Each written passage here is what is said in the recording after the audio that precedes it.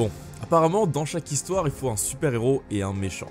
Et Adrian Newey le portrait quand même super bien le costume de super-héros. Parce que partout où il est passé, soit il a gagné, soit il a retourné des situations qu'on pensait inimaginables avant son arrivée. Avec plus de 40 ans dans le sport automobile, Adrian Newey il en a vu des choses, mais surtout il en a fait. Viré de son école, il a su prouver à tout le monde que c'est pas parce qu'on pense différemment des autres qu'on a forcément tort. D'abord parti aux États-Unis, avant de revenir en Europe, Newey n'a pas un parcours comme les autres. Ouais, il n'y a pas tout le monde qui refuse 3 fois Ferrari quand même. Alors accrochez-vous, parce que aujourd'hui on s'attaque à l'histoire, la véritable histoire, de celui qui est considéré comme étant le Michel-Ange de la Formule 1. Aujourd'hui, laissez-moi vous raconter l'histoire de monsieur Adrian Newey.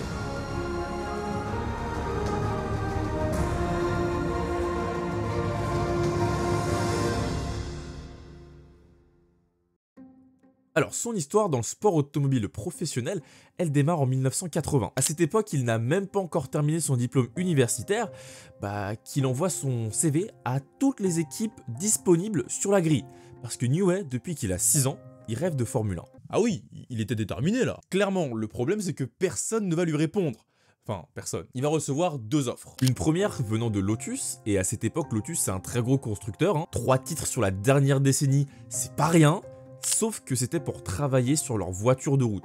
Et ça, c'était pas trop dans les plans de Newey. Alors la deuxième offre, elle était de Fittipaldi Automotive, une équipe qui était dirigée par le double champion du monde Emerson Fittipaldi, mais c'était un tout petit dans le championnat. Ça a jamais fait de gros résultats et ça n'a qu'un tout petit budget. Mais bon, ça en vrai, c'est pas très grave parce que Newey, tout ce qu'il voulait lui, c'était rentrer en Formule 1.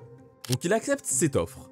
Et à peine arrivé, il voit la voiture de 1980 et il entreprend de très gros changements dessus pour la saison suivante. Les changements ils sont tellement importants mais tellement pertinents que sur le papier, la voiture elle était capable de rivaliser avec la Williams. La Williams, elle est championne en 1980. Ah d'accord, elle a vraiment pas de temps à perdre. Non, vraiment pas. Mais bon, ça, c'est sur le papier, parce que pour réussir à convertir ça en performance en piste, faut 2 choses, du temps et de l'argent. Sauf que Fittipaldi, il avait ni l'un ni l'autre. Et en plus de ça, leur sponsor principal, il part avant la fin de la saison. Donc autant dire que le budget, il était encore plus réduit. Il était tellement réduit qu'ils ont même pas pu finir de développer la monoplace. Et encore pire, le personnel, il quitte l'équipe les uns après les autres. Donc en fait, dès sa première expérience en Formule 1, Newey, il est dans une impasse. Mais bon, heureusement pour lui, il va avoir 2 nouvelles propositions. Une première venant de Lotus une nouvelle fois, qui cette fois-ci, visiblement, a compris la leçon et lui propose un poste d'aérodynamicien dans leur équipe de Formule 1. Sauf que cette fois-ci, Newey, il avait d'autres envies. Comment ça, d'autres envies? Disons qu'il réalise assez tôt l'importance d'être polyvalent dans le sport automobile. Lui, il voulait être capable de travailler sur 3 postes clés: aérodynamicien, concepteur mécanique et ingénieur de course.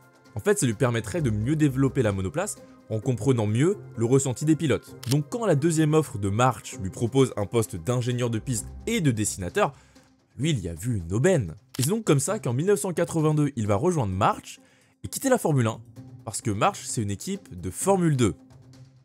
Mais bon, au début ça s'est un peu mal passé. Voire vraiment mal passé en fait. Dès sa première course, il s'est fait virer de son poste. Hein? Genre, dès sa première course comme ça? Ah ouais, une course. Enfin, c'est pas l'équipe qui l'a viré, c'est son pilote, Christian Danner. Il voulait pas bosser avec lui parce qu'il voulait pas d'un ingé de piste inexpérimenté comme lui. Alors par chance, ou par pitié, le deuxième pilote de l'équipe, Johnny Coteco, propose à Christian Danner d'inverser les ingénieurs. Et aux côtés du pilote vénézuélien, Newey, il va apprendre le métier. Et puis au fur et à mesure de la saison, il va se perfectionner au point qu'à la fin de la saison de Formule 2, Newey et son pilote, ils finissent 2e du championnat, juste derrière Christian Danner. Bref, dans tous les cas, cette première saison en tant qu'ingénieur de course, c'est une réussite. Maintenant, comme je vous l'ai dit, Newey, il n'était pas simplement qu'un ingénieur de course chez March. Il leur dessinait également des voitures. Et ces voitures-là, elles partaient se battre, soit en Europe, soit aux États-Unis. Pas mal de ces voitures, elles étaient vendues à des équipages en IndyCar ou en IMSA, International Motorsports Association. Et en fait, à la fin de la saison 1982, Newey il va se pencher sur un des designs qu'il avait dessiné, la March 82G. Et pourquoi il fait ça? Parce que en interne, il doit travailler avec un gars qui s'appelle Max Sardou. C'est un aérodynamicien, dessinateur, concepteur français qui est assez respecté et surtout bien plus expérimenté que lui. Donc Newey il devait travailler avec lui. Le seul problème c'est que Newey il l'aimait pas. travailler avec lui. En fait, c'est même pas qu'il l'aimait pas, c'est qu'il détestait les voitures que Sardou faisait. Donc comme un échappatoire, il va demander à son patron Robin Herd s'il peut retravailler sur cette voiture afin de la fiabiliser de nouveau, parce que cette voiture, elle avait participé aux 24 heures du Mans, mais elle avait abandonné sur problème mécanique. Et donc son patron, il va lui dire, pas de souci, tu peux retravailler sur la voiture, par contre, j'ai pas de personnel et j'ai pas d'argent à mettre à ta disposition. Si tu veux la retravailler, tu dois un peu te débrouiller. Mais pour Newey, c'était pas un problème, hein. Il l'a fait. Il a retravaillé la voiture pendant plusieurs semaines à l'œil. À l'œil? À l'œil. Et donc fin janvier 1983, la voiture elle est prête. Et elle va partir cette fois-ci aux 24 heures de Daytona aux États-Unis. Et Adrian Newey va être du voyage. Et les conséquences sur sa carrière, elles vont être énormes. Alors déjà pour commencer, cette expérience là-bas aux 24 heures de Daytona, ça va plutôt bien se passer, même très bien parce qu'ils vont finir deuxième. Et ça va taper dans l'œil de beaucoup de monde. Déjà premièrement son patron, qui d'un coup va se dire, écoute, on va te donner plus de budget, développe-moi ce truc. Ah oui, maintenant que ça gagne, on va lâcher les sous, hein. Ah il va pas se priver, hein. Et de deux, il y a un autre équipage qui utilisait également la marche, qui va venir le voir pour lui demander s'il peut les aider à mieux régler, mieux développer la voiture pour eux. Newey va accepter, et ensemble, ils vont remporter haut la main le championnat IMSA de 1983. Alors forcément, avec un début de succès pareil, c'était parfait pour Marsh qui voulait absolument se faire une place aux États-Unis. Et c'est donc tout logiquement que Herd, il va reconduire Newey en 84, mais cette fois-ci auprès d'une équipe d'IndyCar, True Sports. Et là-bas, grâce à son expérience d'ingénieur de course en Formule 2, il va occuper le même poste pour le pilote Bobby Rahal. Et ça va lui permettre de perfectionner ses compétences en développant encore plus une connexion importante avec son pilote. Faut se dire que les voitures qu'il dessine à partir de là, elles sont quasiment faites sur mesure pour lui, pour son pilote, pour lui donner les meilleures chances de gagner. Et c'est donc comme ça qu'au fur et à mesure de la saison, à force de développement, que Newey et son équipe, ils finissent 3e du championnat 1984. Et en plus, dans le même temps, sa voiture de l'an dernier, la 83G, elle remporte le championnat en IMSA. Rebelote en 1985 où il va rester avec True Sports, et cette fois-ci, en prenant encore plus de responsabilités, ils vont de nouveau finir 3e. Mais il faut savoir que les vainqueurs du championnat d'IndyCar de cette saison utilisaient également une marche. Donc en quelque sorte, il a aussi gagné le championnat. Oui, on peut dire ça comme ça, effectivement. Et ça sera pas la dernière fois où l'une de ces voitures va remporter un championnat ou une course prestigieuse. Parce qu'en fait, à cette époque-là, aux États-Unis, la plupart des équipages utilisaient des marches. Ah ouais? Il y avait genre pas d'autres voitures dans la catégorie? Si, mais sûrement que c'était le meilleur rapport qualité-prix, je suppose, pour eux. Bref, autant dire qu'à ce moment-là, Adrian Newey commence à se faire un nom très sérieux aux États-Unis. C'était clairement l'homme au design de toutes les voitures qui gagnent. Mais bon, lui, dans un coin de sa tête, il commence à vraiment vouloir retourner en Formule 1. Et dès la saison suivante, une opportunité va s'offrir à lui. Alors d'abord, toujours en IndyCar, une équipe, Creco Racing, avec notamment un certain Michele Andretti au volant, et qui aujourd'hui fait tout pour rentrer en Formule 1, lui propose un rôle dans leur équipe. Et Creco, par rapport à True Sports, c'est une équipe qui a plus de budget, donc plus de possibilités de développement, et encore plus de responsabilités pour Adrian Newey. Donc il accepte, mais à un moment donné, toutes ces responsabilités, ça va commencer à lui coûter très cher. Parce que je vous le rappelle, il travaille toujours pour March, donc il doit toujours leur dessiner des voitures. Il est donc constamment en train de voyager entre l'Angleterre et les États-Unis. Et ça va commencer à avoir de sacrées conséquences. Alors Creco Racing, c'était une équipe, avant Newey, qui avait fini au mieux 9e du championnat. Bon autant dire que sur les 2 saisons qu'il a fait avec eux, ils ont fini par 2 fois 2e. Ah, l'effet Newey direct là. Ah oui, clairement, hein. Et dans le même temps, il va avoir l'opportunité de retourner travailler en Formule 1. En même temps qu'il travaillait en IndyCar chez Creco Racing? Absolument. Une équipe, Lola Beatrice, lui propose un poste de directeur technique et d'ingénieur de piste. Attends, pause. C'est-à-dire qu'en 86, il est ingénieur en IndyCar, mais il est aussi ingénieur en Formule 1.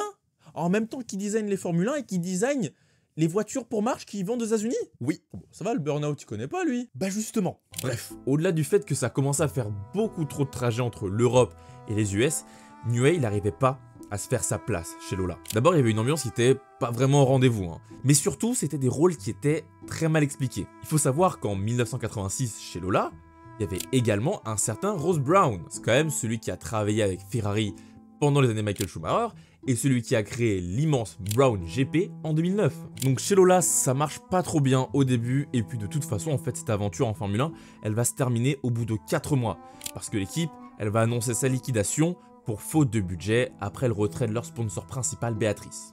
Il va donc retourner se concentrer sur l'IndyCar et à la fin de la saison 1987, Adrian Newey il est reconnu comme le meilleur ingénieur aux États-Unis. Il n'y a pas de doute là-dessus. Ces voitures, elles ont gagné énormément de courses. Donc autant dire que pour l'instant, tout roule pour lui aux États-Unis.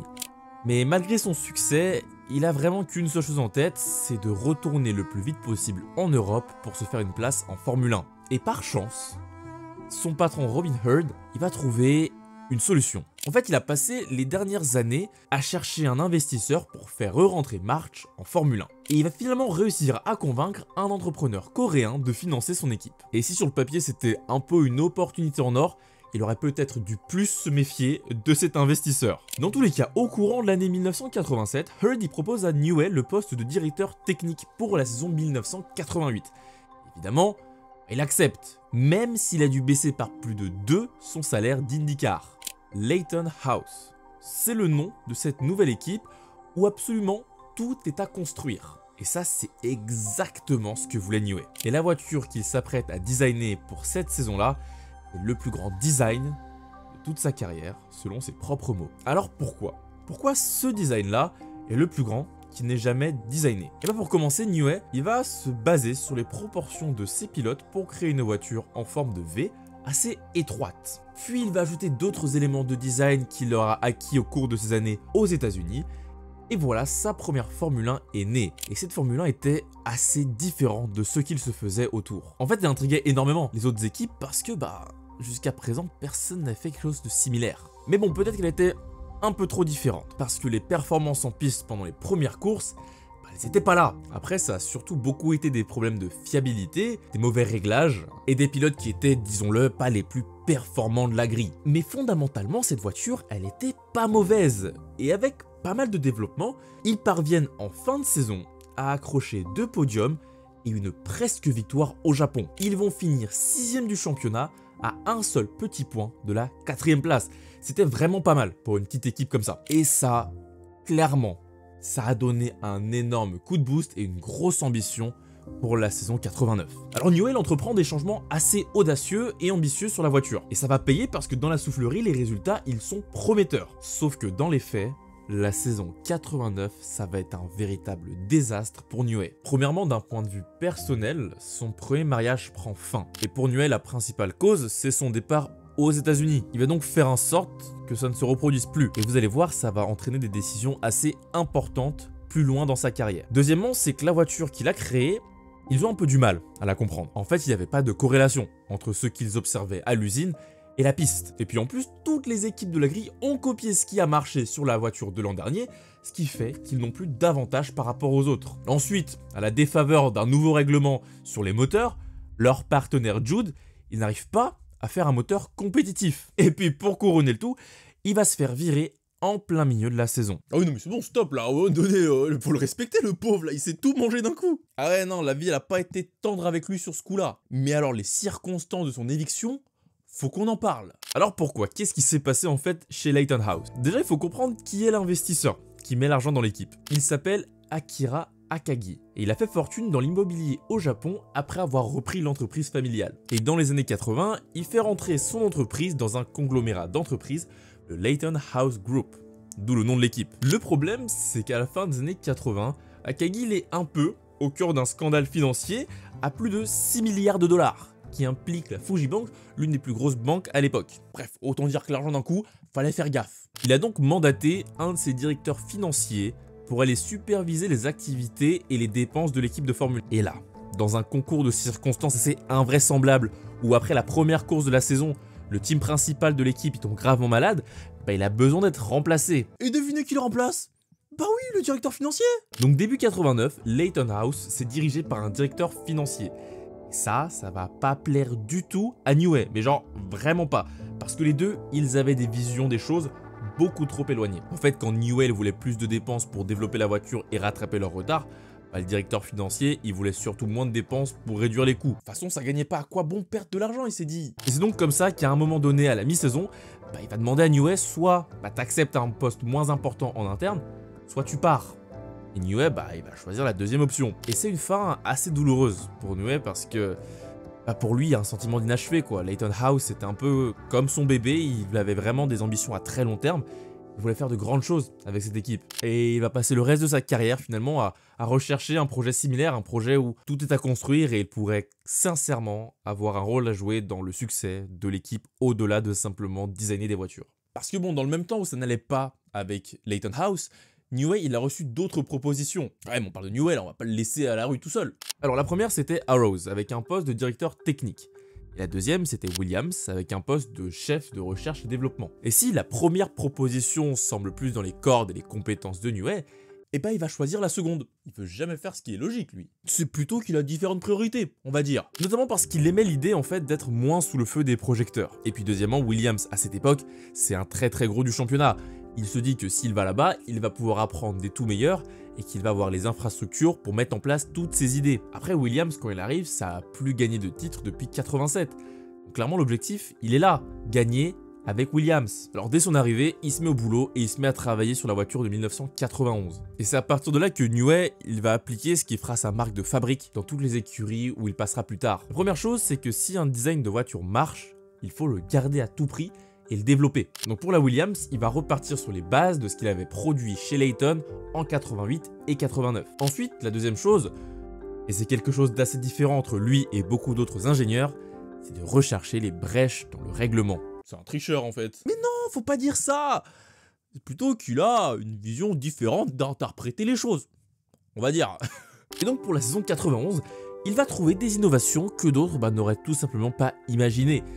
Grâce à cette voiture, Williams passera de la 4ème place en 90 à la 2ème en 91. Alors certes, c'est toujours pas suffisant pour le titre. Donc en 92, ils vont arriver avec une voiture qui fera date tellement elle était différente de ses prédécesseurs. Notamment parce que cette voiture, elle était bien plus avancée technologiquement, notamment grâce à la suspension active. Alors là, petite explication. Simplifié, hein. En gros, quand on accélère ou on freine avec une voiture de Formule 1, on fait bouger le centre de gravité de la voiture, plus à l'avant au freinage et plus à l'arrière à l'accélération. Il faut donc trouver un réglage qui permet le plus de stabilité possible n'importe où sur le circuit. Le problème, c'est que plus on met d'appui sur la voiture, plus elle est rapide dans les virages, certes, mais elle perd beaucoup de vitesse dans les lignes droites. Et inversement, une voiture très rapide en ligne droite sera beaucoup plus lente dans les virages. Ce serait donc génial d'avoir un système qui permettrait le meilleur des deux mondes.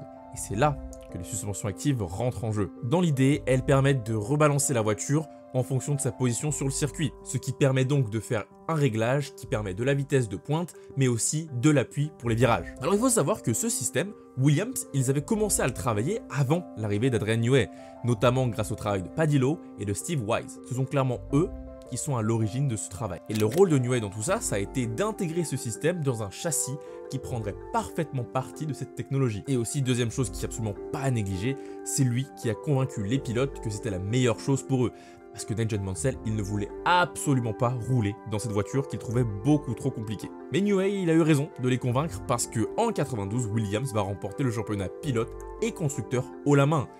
Puis en 93 avec Prost. Puis le constructeur en 94, puis de nouveau un doublé en 96 et enfin un dernier doublé en 97. Que grâce à ça? Non, parce que ça a été interdit en 1994. Mais l'aéro de la voiture en 90 était bonne et Newey, il a simplement développer le concept qui était bon. Chaque année, il trouvait plus de performance, plus d'innovation. Mais bon, il faut savoir que toutes ces années, ça n'a pas été un fleuve tranquille pour Newey. Et d'ailleurs, c'est par un enchaînement d'événements plus ou moins graves que Newey va prendre la décision de quitter l'équipe à la fin de la saison 1996. Reprenons depuis le début.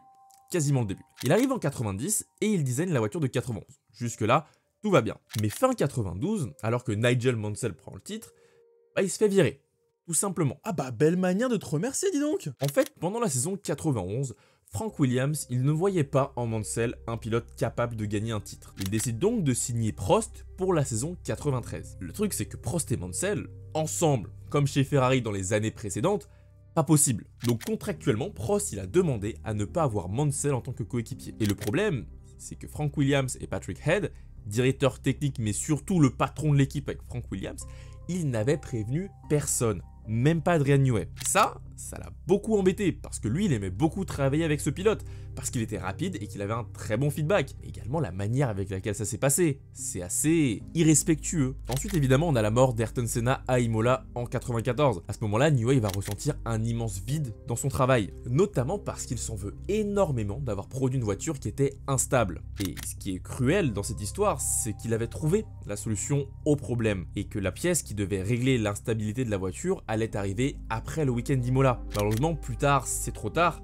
La voiture instable est l'une des raisons de la perte de contrôle d'Ayrton Senna. Alors c'est pas la seule, mais c'en est une. Et c'est également à la suite de cette affaire que sa relation avec Williams va empirer. Mais bon, ça reviendra dessus après, parce qu'il s'est également passé 3 autres événements. Le premier, c'est qu'en 1995, son contrat arrivait à son terme. Il a donc eu des discussions avec plusieurs équipes, et notamment Ferrari. Et l'offre faite par Jean Todt, elle était très intéressante pour lui, avec un poste de directeur technique. Mais deux choses vont le pousser à ne pas signer. La première, c'est Michael Schumacher. Parce qu'en fait, en 94, avant son accident, Ayrton Senna, il avait des doutes sur la légalité de la Benetton. Newey se voyait mal désormais aller travailler avec Schumacher qui pilotait cette voiture. Mais la deuxième chose, peut-être plus intéressante, c'est que Newey, il ne voulait pas partir chez Ferrari pour ne pas mettre en péril sa nouvelle relation. Bah oui, parce que rappelez-vous ce que je vous ai dit juste avant.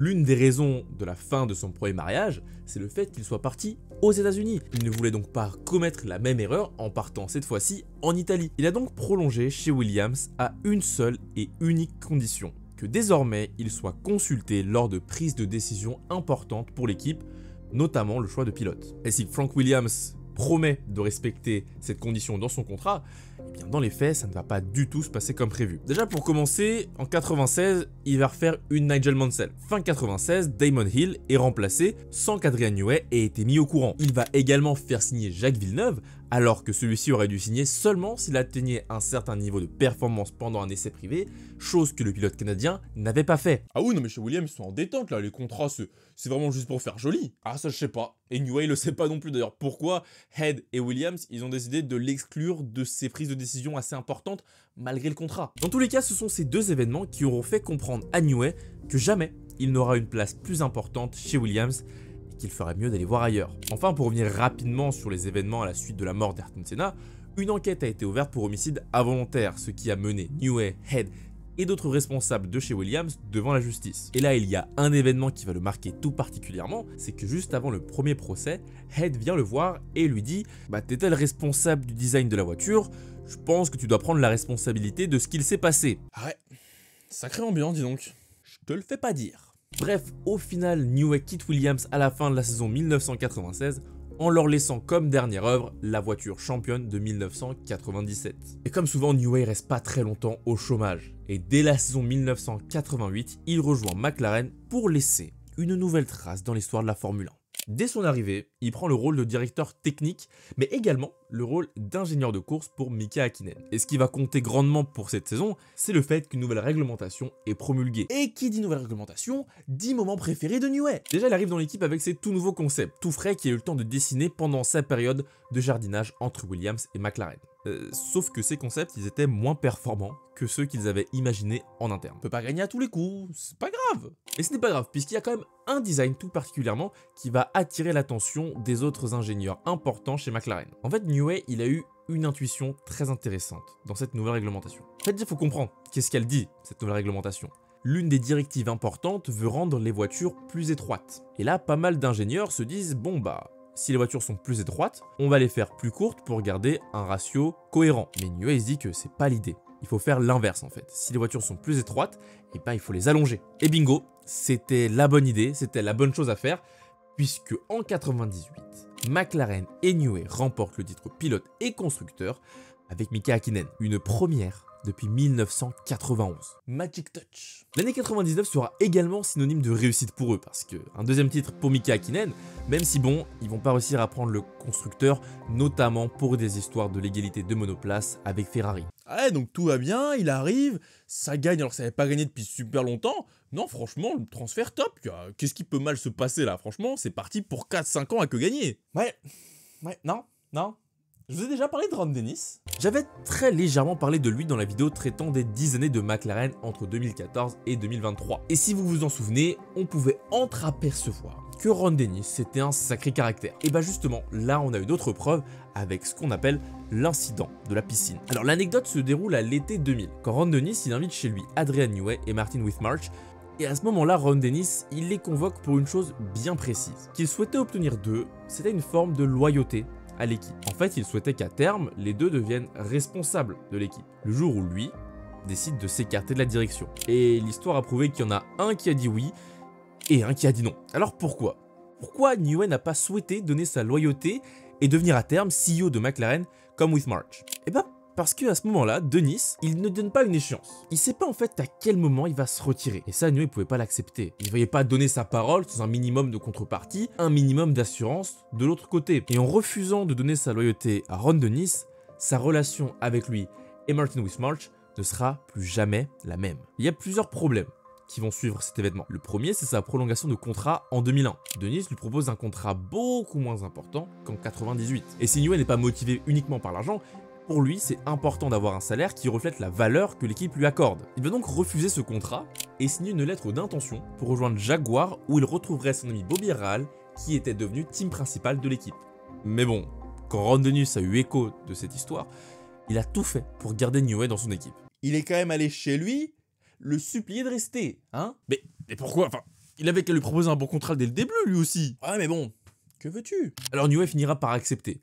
Notamment à une condition, celle que d'ici 2-3 ans, s'il le souhaite, il pourra travailler sur d'autres projets hors de la Formule 1 avec McLaren. Dennis accepte, mais en vérité, il est vraiment dégoûté. En fait, il n'aime pas le fait qu'une autre personne que lui ait autant d'importance en interne. Il va donc faire en sorte de mettre en place un organigramme très compliqué, histoire d'entre grands guillemets affaiblir la position de Newey.